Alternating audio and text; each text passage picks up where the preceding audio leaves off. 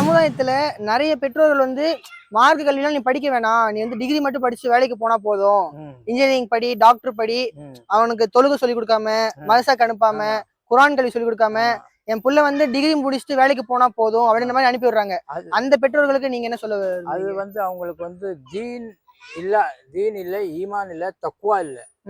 உலகத்து மேலதான் நம்பிக்கை இருக்க தவிர ஆக்கறதுக்கு நம்பிக்கை இல்லாதவங்க தான் அந்த மாதிரி சொல்லுவாங்க. ஆக்கறத்து மேல நம்ம வந்து துனியாவில வாழ்றது அல்லாஹ் தஆலா நமக்கு என்ன நசீப்ல இருக்கோ அது எப்படியும் கொடுத்துருவோம். நம்ம வந்து முயற்சி செய்யறோம். கண்டிப்பா.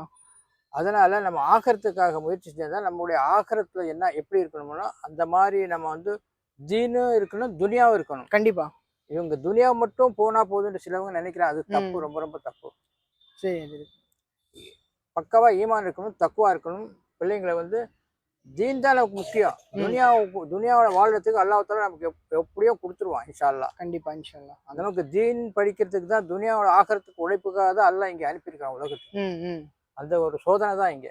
பொறுமையா இருக்கணும்.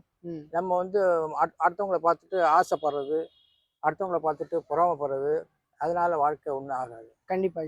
சரி, ஜஸாக்குமுல்லாஹ். அல்லாஹ் ஹைர். அல்லாஹ் ஹைர். அஸ்ஸலாமு அலைக்கும்.